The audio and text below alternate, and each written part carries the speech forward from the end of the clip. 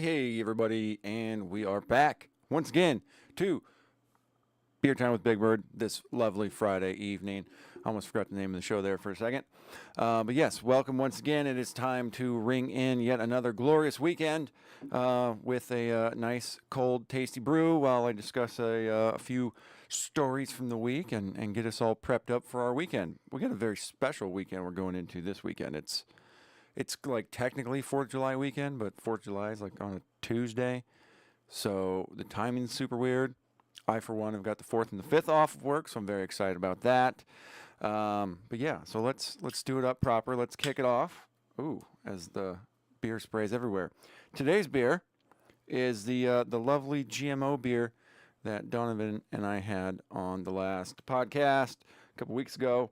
It's called Colder Crisper, and it utilizes CRISPR technology in some portion of this to make it taste better, smell better, and just be an all and around, elevated beer as per the GMOs that are at play here. It's technically an IPA, but it's like not real bitter, which is really interesting. It tastes real hoppy, but it's a whole thing. I got a whole clip out there on the page about the GMO beer we are drinking. So if you really want to find out a ton more about it, go check that out right here on Salt Tree's YouTube page. I think it's just called the GMO beer we're drinking or something like that, but it did pretty well this week. So enjoy that. We've got a interesting show today. A particular story I'm very, very, very happy that we can finally put to bed. And it's the story of the Titan sub that went down to check out the Titanic and went implosion. So we're done with that, thank goodness. And so there'll probably be a couple little check-out stories left to come. But there's some interesting stuff going on with that one. So we're going to talk about that. Hopefully put that thing to bed. We've got a interesting story about malaria popping back up in the United States with community spread, apparently. So we'll look into that. And Elon Musk is not as into free speech as we thought he was, obviously. And some interesting occurrences in the never-ending saga of the Bud Light effect. So we're going to get into all those. But, of course, before we do that, cheers, everybody. Hope you're drinking a nice frosty cold one. I did a really bad job pouring this one as per the usual. But, hey, tomorrow is a very important day. Tomorrow's Saturday, July 1st. Yeah, it is July 1st tomorrow, isn't it? Look at that, July 1st. We have episode 151 Salt Street Podcast. It's going to be going live tomorrow, noon Pacific time, as is our standard arrangement. So I hope everybody out there will come and join us. I've got a lot to do tomorrow. There's lots and lots and lots of stuff to talk about. Of course, Ukraine, Russia, and all the crazy things going on with that. Well, the supposed Russian coup. There's a whole mess of stuff going on over there. We've got, what else do we got here? Let me pull up. I actually remembered to write down some topics beforehand so that I wouldn't act a fool. But obviously, part one, local stories. We got some stuff that is going on there. Part two, Hunter Biden plea deal, the IRS whistleblower, and then, of course, we got Supreme Court rulings that came out. Those are going to be big discussion topics. They're already blown up on Twitter and have been ever since, so we'll get to deal with all that.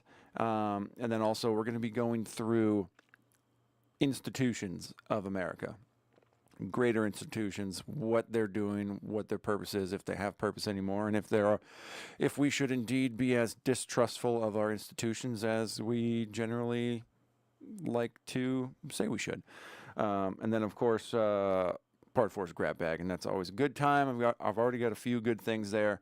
So yeah, it's going to be a great show. Can't wait to do it. And but of course, to do that, we got to do today's beer show. So cheers, everybody. Let's take a drink. And we'll dive into the first story. I have been so inundated with random stories about this fucking Titan submarine implosion. When it was happening, there was days where everybody was thinking, maybe they're going to run out of air. We haven't heard from these people. It was a huge, long story. Turns out we really didn't need to be really wondering if anybody was alive because, we'll get further into the details. But either way, it was determined that the sub imploded at a certain depth and that nobody survived. And so then the process for recovery came along. And we are now dealing with the idea that there are possible human remains that were likely recovered in some of the photographs that have been taken of the recovery operation. So we read here from the USA Today. Debris from the 22-foot submersible Titan came ashore at a Canadian Coast Guard pier on Wednesday, marking an end to a chapter in the fatal implosion that captivated global audiences last week. Again, I didn't really get on board with this story as much as everybody else did. It just kind of drove me crazy. But anyways, human remains were likely recovered from the Titan submersible wreckage, the U.S. Coast Guard announced Wednesday. Twisted chunks of submersible arrived in St. John's, Newfoundland, and will be investigated for important clues as to why the implosion, which killed all 5 people on board, occurred. The U.S. Coast Guard is leading an ongoing investigation, which involves several government agencies in the U.S. and Canada into major marine casualty during the submersible June 18th descent, the National Transportation Safety Board said. Pressure at the depth of the Titanic, 12,500 feet down, is nearly 380 times greater than that of the surface, and the final moments of the Titan would have been swift, experts in physics and submarines told USA Today. Yeah, we're talking instantaneous, and we will get further into that as we go along. As questions swirled about whether OceanGate, the company that made the submersible, may have overhyped its ties to NASA, Boeing, and the University of Washington in developing the Titan submersible, the Coast Guard said it wants to use the investigation to remove safety of submersibles. So there we have some debris being put to shore there. There's the old Coast Guard cutter Sycamore, old 209. Used to be home ported out of, I think it's Newport, Rhode Island, where I used to be stationed. I'm sure they helped assist with a lot of the recovery efforts. There's some more debris. I think this was more or less looking at videos of the submarine. You know, these are like control mechanisms for its propulsion system and all that good stuff. And yeah, just, it's wreckage. That's what happens when a 25-foot carbon fiber and titanium, submersible implodes on itself with over 6,000 pounds per square inch of pressure around it. You see, presumed human remains found in Titan's sub-wreckage. The United States medical professional will conduct a formal analysis of presumed human remains that have been carefully recovered, the agency said in a statement. Now, this is something really interesting. There's 5 people on board the sub, right? There was the French submarine expert, Paul Henry Nergolet, the Pakistani British tycoon Shazda Dawood and his son Suleiman, and Stockton Rush, CEO of the sub's operator OceanGate. Everybody perished instantly is how that goes. And as I'm assuming, everybody is presuming there's human remains inside. It's probably because, I mean, when something like that implodes at that high, I wouldn't imagine there was much left in the way of like human bodies that would be recognizable to the layman. Deborah's here. Oh my God, you did it! You did it, Deborah. You made it. Thank you for joining us, Deborah. It's been a long time seeing you in the chat here, so very, very happy to see you. So yeah, in the coming days, I'm sure they will be positively identifying the human debris that littered the wreckage there. Oh, Joseph, there we go too. I thought it was a cover story for something more important. Tragic story indeed. And then again, I don't really like feel bad, really. Like I feel bad for like the families that have to deal with that or something like that. But I mean, at the end of the day, if you do really dangerous shit, stuff can happen, man. And then it's okay. Well, you kind of knew what you were doing, right? But yeah, it was ultimately determined to be a implosion heard by the Navy, which we'll discuss in a second, because there's a little bit of conspiracy stuff there, which is fun to talk about. But for example, here is a train car. It's like a liquid train car or a gas train train car of some kind that is going to be depressurized, and I think essentially it equates to about 14, I think they say it in the tweet here, yeah, 14.7 psi is what this giant industrial steel tank will collapse underneath, and the submersible was going to be under around 6,000 pounds per square inch against the hull. So definitely not, this is like a very, very slow-mo version of what it would be like with very little catastrophic side effects, and it's still pretty messed up. And it just, boom, the whole thing just buckles like that. Crunch. And that's just, again, that was going down to about 14.7 psi versus an estimated over 6,000 that submersible was going to be under. Just to add a little context to that. But as far as the recovery efforts went, they brought in the deep water recovery robot the Victor 6000, which essentially just slowly dive down there. It's all robotic, and so it goes down there, picks up debris, brings it up to another depth that they can either float it or get it on board somehow. And of course, at that point they were just picking up remains that would have essentially sunk down to the floor, the sea floor, after the implosion took place, because they didn't even make it down, I think maybe about halfway there before the hull was compromised. But if you are interested in what kind of what this thing actually looked like on the inside, got a little video here for you. We'll play this real quick. Service. An experimental submersible vessel that has not been approved or certified by any regulatory body and could result in physical injury, disability, emotional trauma, or death. Now, he's reading the disclaimer. Whoever this reporter is reading the disclaimer there of something that he has to sign before they can go down. And you'll note it's just a private vessel that was created, and it never been approved or licensed or anything like that by any kind of regulatory body anywhere. I don't necessarily have a problem with that, because I don't think that we technically need those types of things necessarily on everything. But you know, you do your own diligence and you take your life in your own hands, sometimes literally. Where do I sign? He signed up. Oh! Take your shoes off, that's customary. Okay. It's a tiny little sub, dude. Wow. Super, super tiny. Inside, the sub has about as much room as a minivan. So this is not your grandfather's. Port. And that's the owner right there, who is no longer with us. We only have one button, that's it. It should be like an elevator. You know, it shouldn't take a lot of skill. The Titan is the only 5-person sub in the world that can reach Titanic depths, 2.4 miles below the sea. It's also the only one with a toilet. Sort of. And yet, I couldn't help noticing how many pieces of this sub seemed improvised. And now, if you guys are just listening, it says, you know, 2 ballast bag, and it's like duct tape thrown on there with some permanent markers indicating the direction of where they need to go. We can use these off-the-shelf components. I got these from Camper World. We run the whole thing with this game controller. Come on! Yes, which is a generic Logitech game controller. Bluetooth technology, which, you know, that's a thing. And no shade against it. I mean, honestly, this is probably the best way to do something like that at low cost.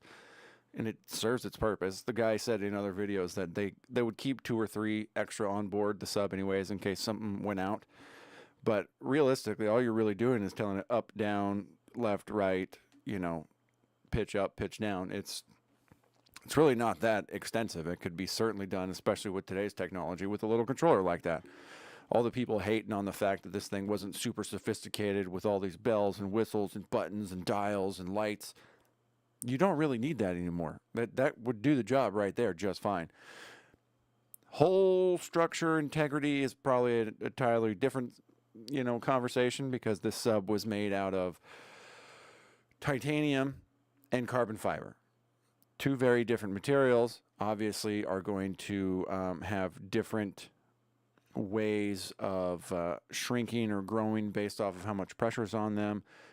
And obviously one of them is going to be probably more brittle than the other one. I would assume the carbon fiber is probably not going to bend real well, versus a metal can like compress in on itself. But hey, I'm not a mechanical engineer. I can't tell you how stupid an idea this was. But the real story here that everybody keeps getting excited about now is the fact that the U.S. Navy heard what it believed was the Titan explosion days before it was even discovered. And this was days after everybody had been talking about how much air was left on board, if they were going to be okay, were they going to freeze to death, what was going to happen to these people on board. Well, the Navy believes they died essentially a few hours after they went into the water. Now, the reason, as the Wall Street Journal, they wrote up a nice big story to it, and we'll just read a little bit of that real quick. The top secret military acoustic detection system designed to spot enemy submarines first heard what the U.S. Navy suspected was the Titan submersible implosion hours after the submersible began its voyage. Officials involved in the search said the Navy began listening for the Titan almost as soon as the sub lost communications. According to the U.S. defense official, shortly after the submersible's disappearance Sunday, the U.S. system detected what it suspected was the sound of an implosion. Near the debris site discovered Thursday, and reported in findings on to the Coast Guard commander on site. The U.S. defense official said.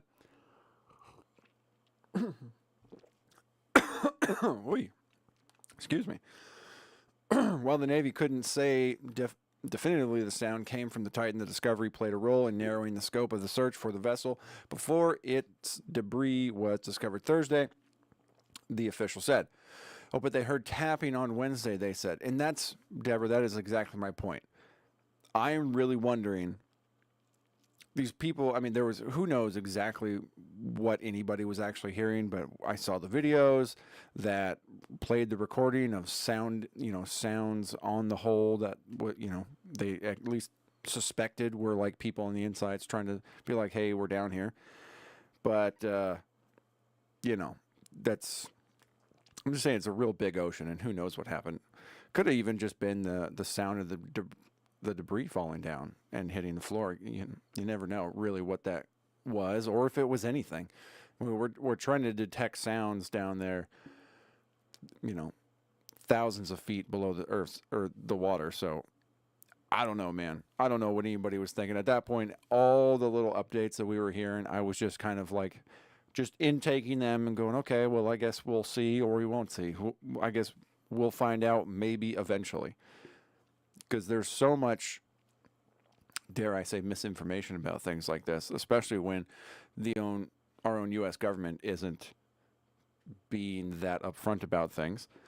If the Navy found out essentially the minute it happened, maybe there was some, classified type reasons why they couldn't exactly just say, hey, we heard this thing blow up, so obviously you guys aren't, quit looking. It's not a rescue operation anymore. This is just a recovery at this point. So I don't know what you guys are doing, but hey, it would make sense to me that, it would have taken time for like this type of thing to make its way up the chain before it got released. But also, there's the more nefarious side of things, which comes reporting from the Post-Millennial.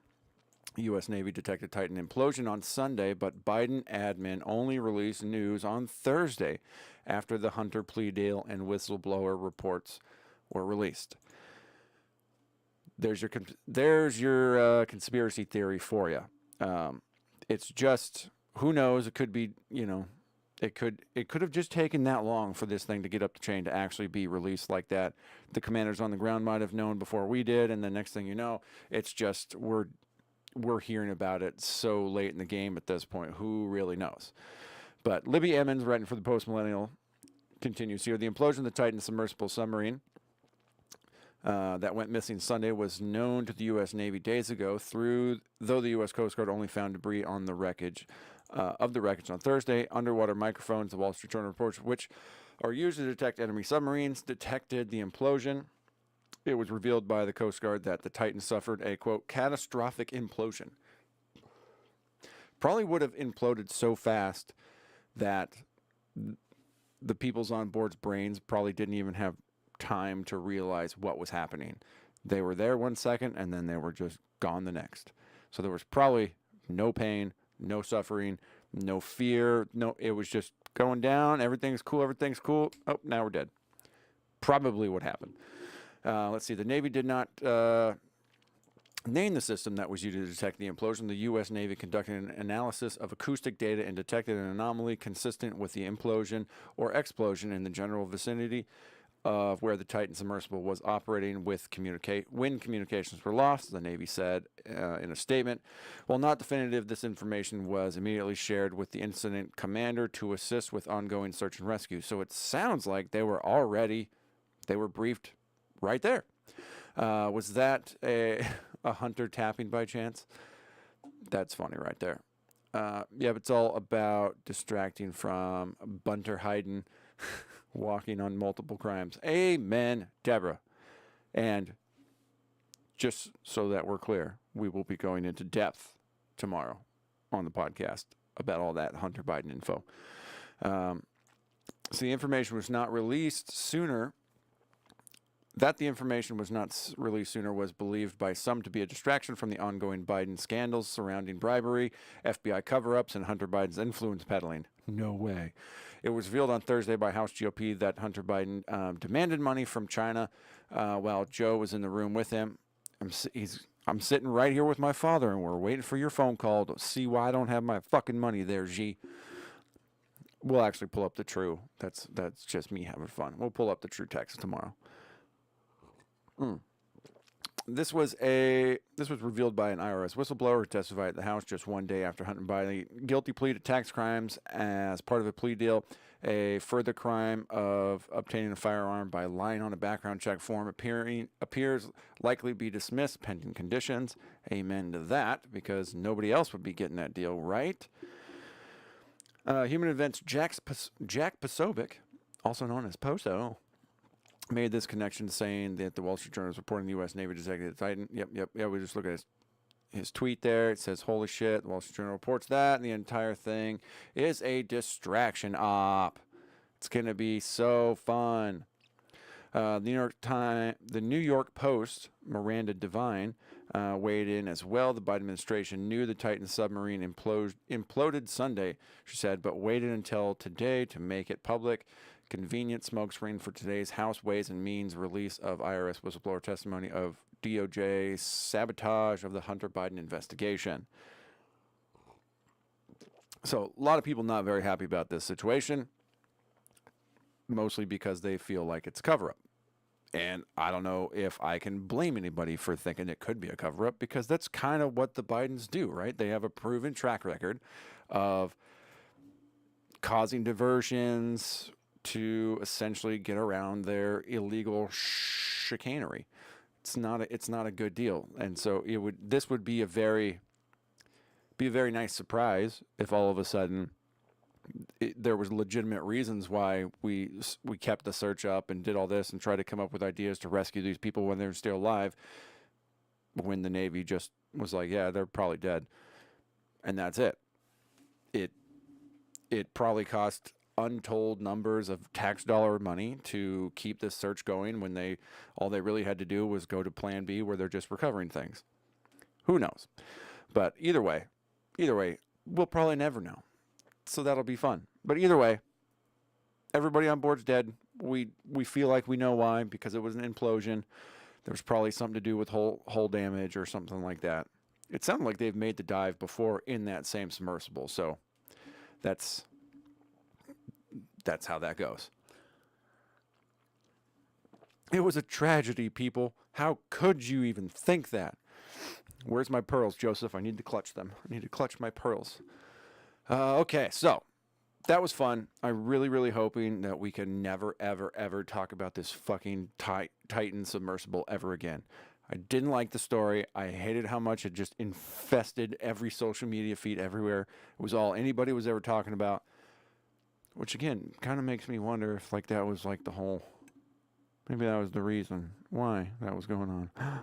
Who knows? I haven't had enough beers to be that conspiratorial yet, but give me time. This is a really interesting case. This article comes from the Timcast News. The CDC issues malaria warnings following case in Texas and Florida. Agency had advised the public to take precautions, but said the risk of contracting malaria remains extremely low. And, well, we'll get into that. We'll get into that. I don't want to say the magic word yet. The Center for Disease Control and Prevention had issued a warning about malaria after a local spread was recorded for the first time in 2 decades, since 2003, I believe. Hannah Claire Bremelo writes for Timcast. 4 cases of malaria were detected in Florida, along with another case in Texas. All those infected are being treated and are reported to be improving.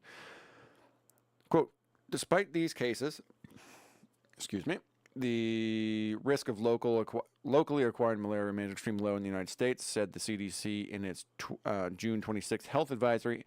In addition to routinely considering malaria as a case of febrile illness among patients with a history of international travel to areas where malaria is transmitted, clinicians should consider a malaria diagnosis in any person with a fever of unknown origin, regardless of their travel history, added the CDC. Clinicians practicing in areas of the United States where locally acquired malaria cases have occurred should follow guidance from their state and local health departments. So kind of taking the tap out on that one. Like, yeah, it's happening, but also, just follow what your local people say, which, as we all learned from COVID, seems like a great idea. Deborah says, a tragedy, yes, but didn't those gajillionaires know something was up when they saw the Logitech controller? Well, you can't even buy name brand, motherfucker. Bet the CDC now wishes they hadn't banned ivermectin and hydrochloroquine. Amen. Because what's the most common use, other than accidentally curing river blindness?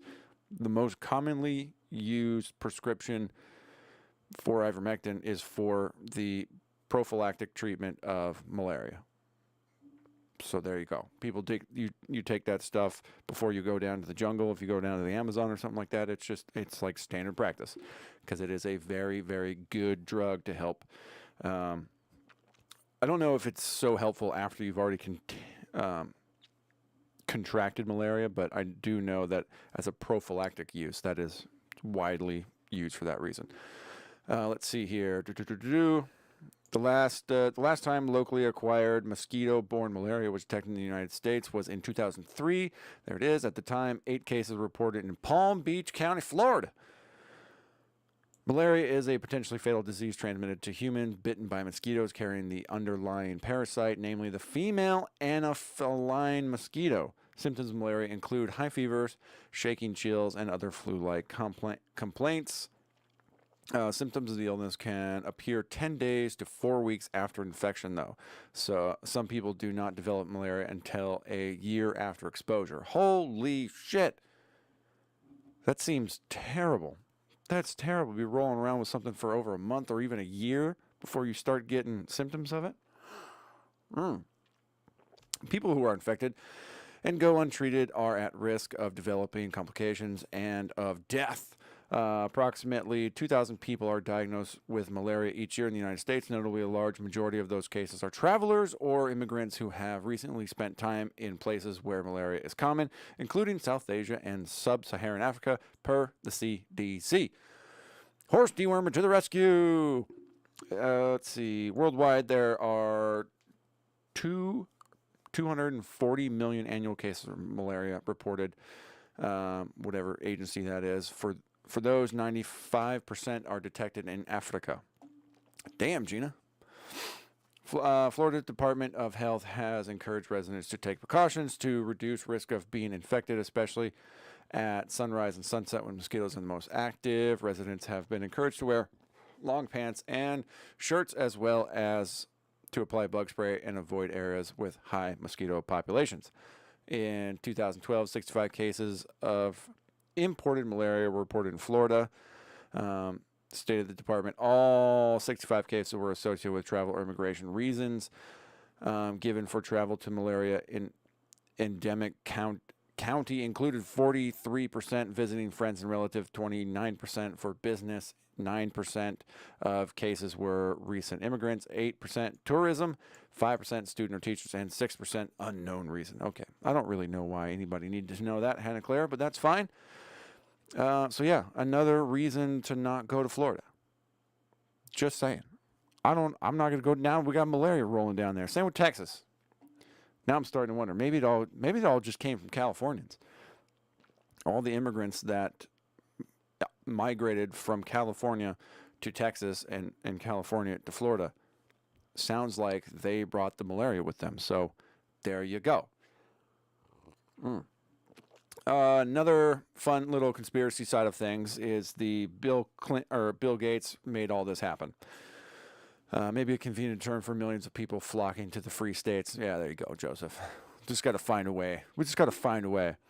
But this is really fun because I've heard some people talk about when Bill Gates released a bunch of malaria-resistant mosquitoes. And of course, if there's anybody's going to fact check properly, it's going to be the Associated Press, right? So we'll just laugh at this one and we'll just read it and see what they have to say. Bill Gates' Titan Mosquito Project is not responsible for recent U.S. malaria cases. The claim is that rare malaria cases reported in Florida and Texas recently were caused by a disease control initiative backed by Bill Gates that involved releasing genetically modified mosquitoes into the U.S., which he did. But that's all right. Send them to Florida. I'll leave. Just don't go to Texas, Deborah says. Yeah, Bill arming mosquitoes with viruses. Well, the Associated Press says this is false. The Bill and Melinda Gates Foundation did not finance any modified mosquito release projects in the United States, and experts say that the type of mosquitoes they're used for the initiative in Florida are not capable of transmitting malaria. Okay. The facts, because they said a couple things there, right? The Center for Disease Prevention announced this week that the U.S. had seen 5 cases of malaria spread in mosquitoes over the last 2 months. Check, the first time in 20 years. 4 cases detected in Florida. On social media, false claims, blah, blah, blah. I don't like it when they say that. Conspiracy theories targeting Gates abound. Malaria has been detected in Florida. Convenient. Yep. You're going to give me any actual info here. The foundation has indeed supported biotech company Oxitec, which is releasing modified mosquitoes in Florida as part of a disease control initiative, though a spokesperson from the company said its U.S. work is not funded by the Gates Foundation. So they are doing that in Florida. Got it. Regardless, Oxitec and experts say that the notion that the company's work could be responsible for malaria spread is impossible for one simple reason. The modified mosquitoes being released are not the kinds that transmit malaria. Apparently, there's like one of the 2 sexes of mosquito can pass malaria, and I think it's the females. But I could be wrong about that one. Regardless, Oxide and experts say the notion, yep, they modified those. There is absolutely no truth to these claims, Oxalite spokesperson said. They are scientifically impossible. Also, I feel like you guys said the same thing about that fucking lab in Wuhan and the fucking coronavirus that we all just dealt with for fucking 3 years. Oxalite work in the U.S. has involved releasing genetically modified male Aedes something crazy ass name mosquitoes in the Florida Keys with the purpose of combating insect-borne disease such as dengue fever and the Zika virus. The intent is to have the modified mosquitoes mate with female mosquitoes and pass on a genetic change and a protein that would render any female offspring unable to survive, thus reducing the population of the insects that transmit disease. Aedes aegypti, however you say the name of that mosquito, cannot and do not transmit malaria, concurred Nora Besensky, a biologist professor at the University of Notre Dame who specializes in mosquitoes. A small subset of these specific mosquitoes are the only ones that do transmit human malaria. Besensky said in an email. She added the Oxitec only release males mosquitoes, but it's female mosquitoes that bite people for blood, and thus only the female mosquitoes transmit malaria. Boom! There it is. It is all the women that are spreading that malaria around. But either way, man, I don't know. I get really uncomfortable with these people that think they're fucking God, genetically modifying things, particularly like insects and actual living animals. I'll go ahead and handle some genetically modified beer anytime. That works out pretty well these days. So, you know, that's their story, and that's what they're sticking to. So that's where that's going to end. Again, are we ever going to figure out if Bill Gates is causing the new malaria? Probably not. It wouldn't surprise me, though. Okay, and then, of course, we have, this comes from The Publica, who, if you guys don't know, Sydney Watson and Jeremy Handley's latest endeavor to try to make their mark in the world of the news. But this is all about Elon Musk, essentially his non-free speech flag really waving again. Elon Musk declares that, quote, cisgender is now a slur on Twitter. In a tweet that he had made a while back, repeated targeted harassment against any account will cause a harassment account to receive, at minimum, temporary suspension. And then in a separate line, he says the words cis or cisgendered are considered slurs on this platform. Boom. That caused an uproar. Everybody got all up in arms. People pissed off, this and that and everything, from both sides at this point. And I totally understand why. When Twitter upgraded their terms of service after essentially they became Twitter 2.0 with Elon's purchase of it, they got rid of a lot of policies around, like, say, misgendering or dead naming people and stuff like that. And so it's been a much more wild place out there on Twitter lately, because you can just kind of say more stuff. But every now and again, you run into certain things that Elon just doesn't like. And then he decides to kind of like get those things off his platform. The same reason Alex Jones isn't on Twitter, because Elon Musk just doesn't like Alex Jones. So he doesn't want him on there. He just does these things. And this is kind of standardized, typical Musk action at this point. He found a word he doesn't like. I'm going to call it a slur now. You can't be saying shit like that. If, you know, he had conversations with people on Twitter about this and essentially said that if you self-identify as something called cisgender and then you say that, then that's not considered a slur. But if you're calling somebody cisgender, then it could be a slur. Either way, I think it's fucking stupid. It's also very, very anti-free speech, which I am not fucking here for. Joseph, yeah, but can I say it? Remember, I'm one, so can I say it? Can I say it? You could probably not say it. That's probably how that works. That's how that works. Doesn't matter the context, brother, even though, you know, people might be in the know. Certain things, Musk just says you can't do it, bro. Just can't do it. I mean, and if we think Elon's bad, you know, let's introduce everybody to YouTube. They're getting worse and worse these days. Good Lord. Got another Adpocalypse 2.0 coming down the pike here. That's going to be real interesting. Might have to talk about that. Kind of waiting for it to develop a little more before it becomes like a real life story again. But a lot of people leaving the platform, including one of the owners of this here website, The Publica, Jeremy Handley, also known as The Quarter. And he's over primarily on Rumble now too, I guess. At least still posting on YouTube. But a lot of people moving on over there. And that's a thing. But again, just another thing Elon is just not into.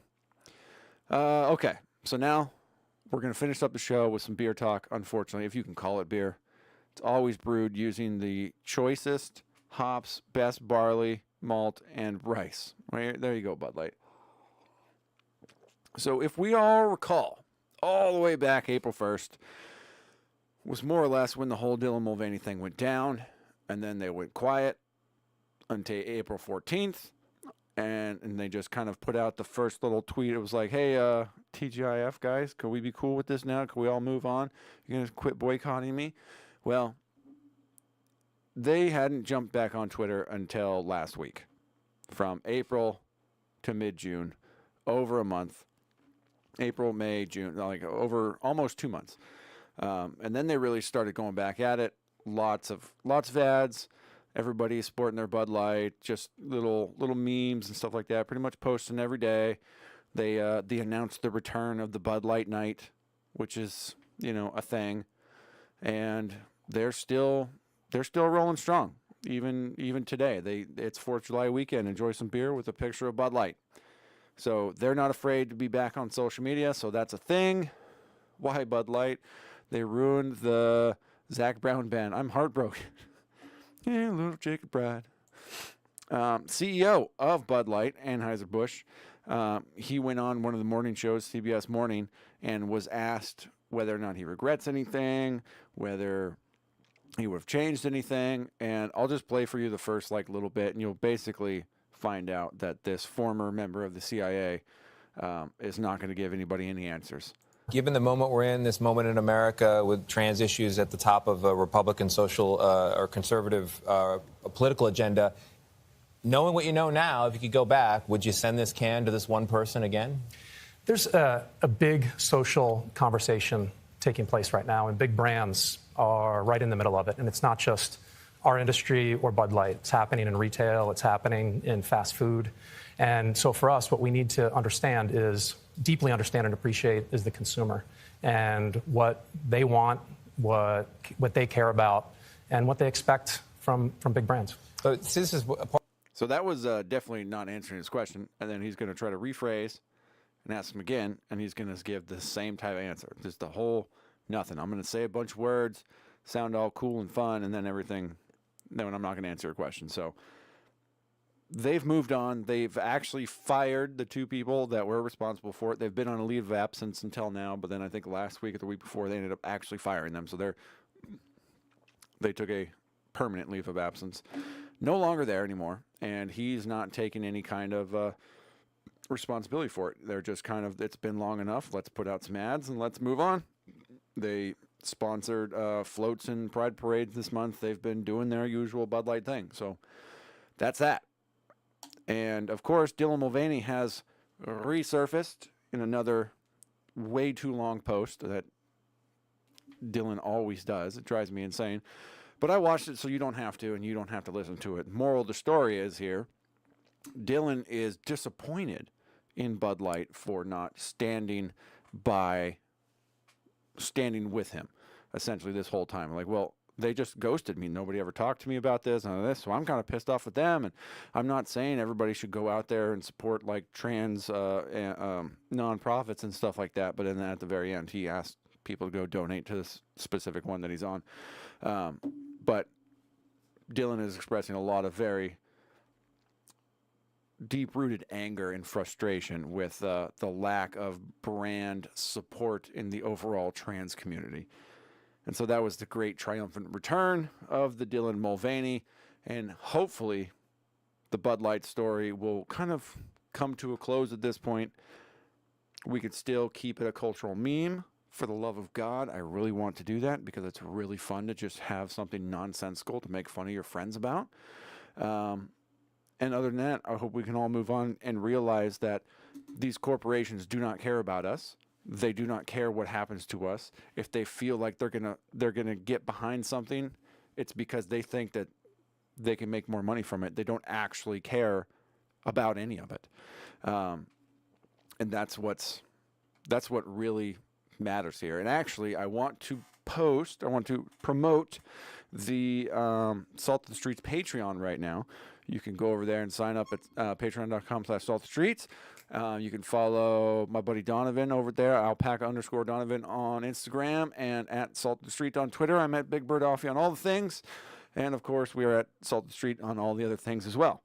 But yes, my piece this month was all written about this whole type of corporate American institution and how they really they're in it for the money, they're in it for the control, and that there's a small cabal of elites that essentially are the shot callers and the runners of this entire game, which leads us to this bullshit that we sit here, we fight about amongst each other